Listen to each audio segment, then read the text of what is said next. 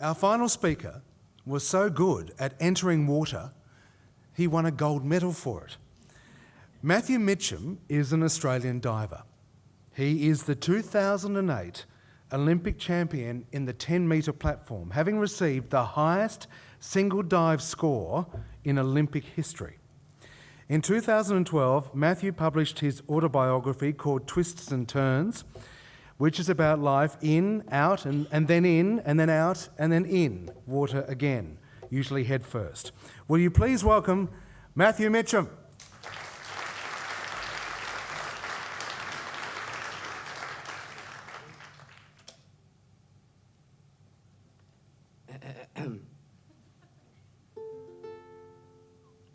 Your songs remind me of swimming, which I forgot when I started to sing, dragged further away from the shore and deeper into the drink, sat on the bottom of the ocean, a stern and a stubborn rock. Your songs remind me of swimming, but somehow I forgot. Oh, it's not plugged in. I was drinking and now I'm drunk. I was sinking and now I'm sunk. Your songs remind me of swimming, but somehow I forgot. Pull me out of the water, cold and blue. I open my eyes and I see that it's you. So I'll jump back into the ocean. Yes, I'll jump back into the ocean. So take a deep breath and suck the water in my chest. I take a deep breath and suck the water in my chest. I cross my fingers and I hope for the best. Then all of a sudden I heard a note. It started in my chest and it ended in my throat. And then I realized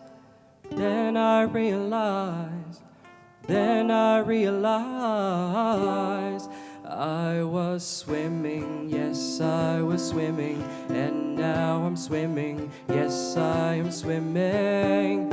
Your songs remind me of swimming, which I forgot when I started to sink. Your songs remind me of swimming, which I forgot when I started to sink.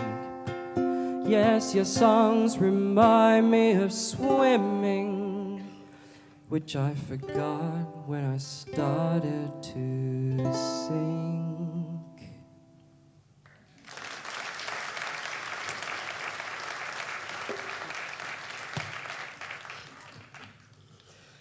That's a great little song by Florence and the Machine, and I think it's a great analogy that flows beautifully into my topic of choice, which is depression. Yes, yeah. I have puns too. Recently, a lot of people have been asking me about Ian Thorpe and Grant Hackett, who have both been in the media recently coming out about their depression, who've both been reported to have medicated their depression with drink and drugs, and who've both recently gone to rehab. I don't know why they keep coming to me. It's not like I'm an expert. I mean, I went to rehab like one time. But anyone who's followed my journey knows that I've been through the same process as them. Ian and Grant aren't the only athletes to have spoken about suffering from depression recently. In fact, there were so many athletes speaking out in the media around the same time that it almost seemed like this was a new phenomenon. But of course it's not. It's only that we've just come to the stage in society, but especially in sport, where the stigma is only just starting to lose some of its power. Depression has been a big part of my story. It has been since I was a child. Born out of feeling neglected by a very young single parent who at the same time was battling her own mental health issues and alcoholism. So I leapt into sport. It was my first coping mechanism. Like, I distinctly remember when I was 8 years old thinking, maybe if I'm the best in the world at something, then everyone will have to love me.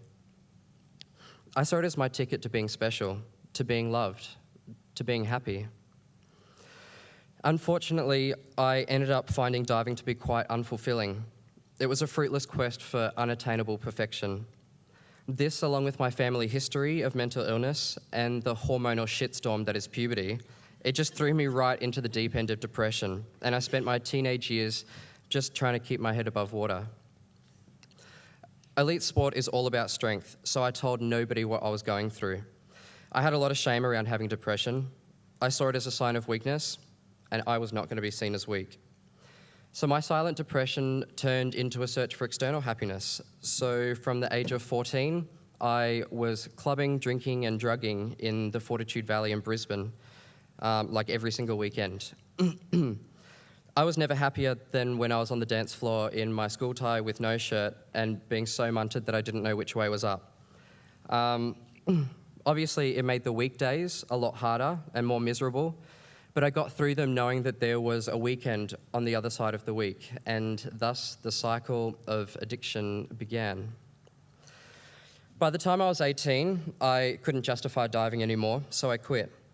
I got as messed up as I could for about a year, probably because I was actually missing diving, and a large part to do with the fact that I didn't have structure or responsibilities in my life anymore.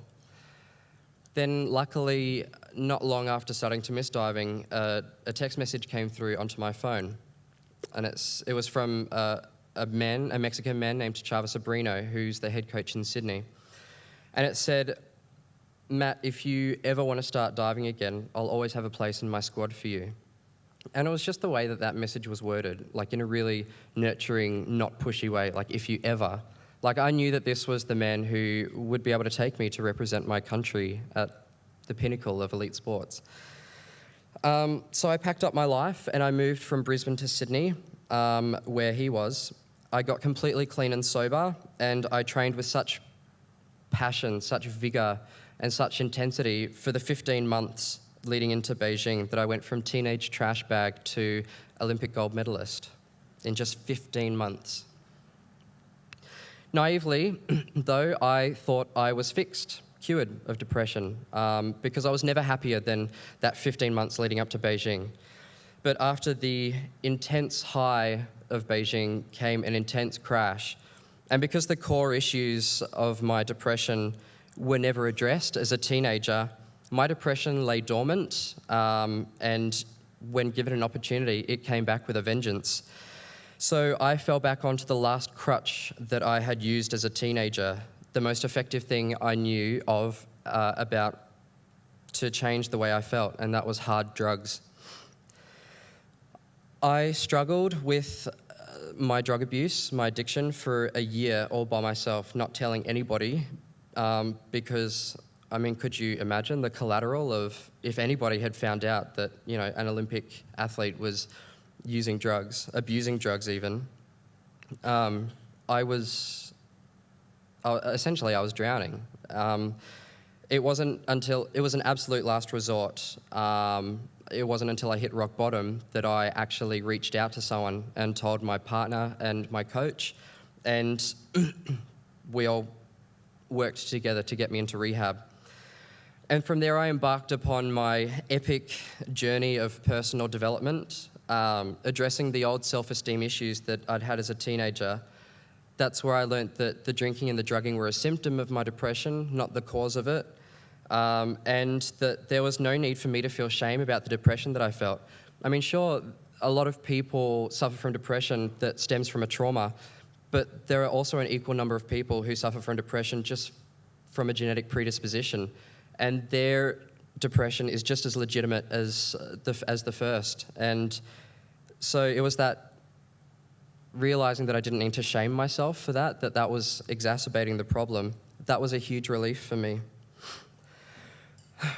Actually, you know what? I'm going to do a little bit of audience participation. So everyone close your eyes. Put up your hand if you have in the past or are currently suffering from depression. If you don't want anybody to know, put down your hand, but I'm about to ask everybody to open their eyes. Look around. Look how many of you suffer or have suffered from depression. It's quite a lot, isn't it? Everyone close your eyes again. Hands up those who, including the first group, but who have been affected directly by a close one who has suffered from depression as well and would be sympathetic to someone else who came to you and spoke about suffering from depression. Everyone open your eyes and look around. Look how many of you, if you were to ever suffer from depression, if you were to ever feel that lonely, that shameful, look how many people there are that want you to speak to them. So that's why I urge people now to reach out as a first resort and not a last resort, because of how many people there are that can support you. Thank you, ladies and gentlemen.